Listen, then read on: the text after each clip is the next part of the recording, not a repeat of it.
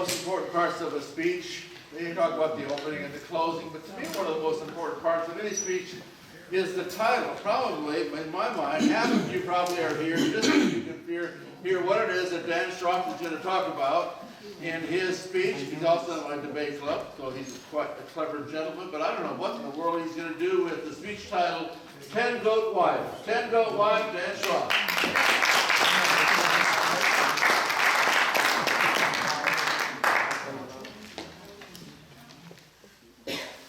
Johnny Oot was one of the best traders in his island chain. In fact, of the almost 100 islands, there was nobody who was a better trader than Johnny Oot. He always got the best deal, and nobody could ever pull one over on Johnny Oot. And he had spent his time on those islands building a trade route among all of the almost 100 islands, but his final goal was to go to the Grand Island where King Mo lived, because he was going to establish trade with King Mo. And finally that day came, and Johnny's canoes started to pull into King Mo's lagoon. And when they did, King Mo's men went up to him and told him, Johnny Oot is here. Now King Mo was looking forward to this, because he also was a really good trader. And he was thought that he could actually outdo Johnny Oot. So he came out onto his front porch, his two daughters with him, his twin daughters. Now, they were twins really only in the fact that they were born together, because the king loved his daughter Lila. She was beautiful, sophisticated, intelligent, spoke eloquently. And then there was the mouse, Anna. Not quite so intelligent, didn't really keep herself up, not exactly beautiful, and she spoke with a really bad stutter. So when the king saw that Johnny was starting to walk up towards them, he turned to Anna and said, please go into the kitchen and help them prepare the dinner. And of course, Anna bowed her head and went over to the kitchen door. And as Johnny made it up to the top of the steps, he bowed towards the king. And when he did, he looked over. And his eyes and Anna's eyes met. And she blushed like a little girl and ran inside the door and closed it behind her and put her ear to the door because she wanted to hear what this famous Johnny sounded like. And then King said, welcome to my island, Johnny. And Johnny looked up to him and he said, the girl. And King Mo said, oh, you want to get right to business? Well, this is my daughter, Lila. And Johnny said, no, the one that just went into the building. Who is she?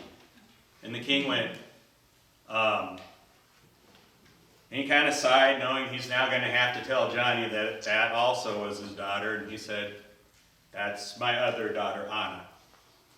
And Johnny just looked at him and he said, is she spoken for?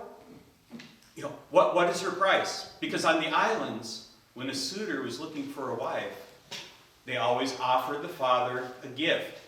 Usually the commoners would give a goat for a wife. If it was one of the princes of one of the islands, possibly 2 goats, because that was the currency of the islands. Now, a king's daughter, she's probably going to get 3 goats. Easily 3. And the king just went, don't you mean my daughter Lila here? And Johnny said, no, your daughter Anna. I'll give you 5 goats. And the king was rather shocked, and he stepped back and he went, 5 goats? And Johnny said, you're right, that's way too low. I'll give you 7 goats. And of course, Anna is hearing all this through the door, wondering what is going on. But the king, when Johnny said 7 goats, started thinking, Johnny's trying to pull a fast one on me. He's trying to make fun of me. And he got mad and he said, 7 goats? How dare you try and say 7 goats? And Johnny went, I'll give you 10 goats. 10 goats and 10 baskets of fruit. The king said, I'll call your bluff. And Johnny paid the 10 goats. He had his men bring him to the king's corral. He brought in the fruits. And later that day, Johnny and Anna sailed off back towards Johnny's island. Now time passed, and for the first year, the other islanders had a good laugh and a good joke about how the king really stuck it to Johnny. 10 goats for a wife? Nobody in the islands has ever paid more than 3 goats. And they had their laugh. And then a couple years later, the king finally married off his daughter Lila to the slug. And later on, 10 years, another canoe pulled into the king's lagoon. And he handed him an invitation to a banquet in honor of Johnny on his island. And the king accepted, told him how many people would come. And the day of the banquet came, and all of the islanders were there. And finally Johnny came out, called them all inside, because the king had finally arrived. And when all the rest of the islanders and their families had sat down, the king came in, and a few people clapped and applauded. Yeah, I mean, they liked the king. And the king went up to the head table and sat down where Johnny was with his daughter and the slug and their kids. And then the door in the back opened again. And the most beautiful woman anybody had ever seen walked into the door. And the place went silent. She was radiant.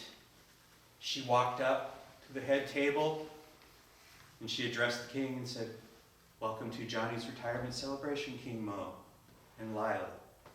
And then she turned to the crowd and told them the same. "Welcome to Johnny Oot's retirement party. Thank you for coming." And then she turned back around, and the king kind of elbowed Johnny and said, "I like who you picked for your master of ceremonies." And that's when Johnny put out his left hand. Gotta learn my left and right. Left hand. And she put out her left hand on top of his, and the king noticed matching wedding rings. And that's when the king looked at Johnny, his jaw dropping, and said, "What? What happened?" And the beautiful woman turned to the king and said, "Welcome to the island, Father and Sister Lila." And the king is like, "I don't get it. She was a mouse."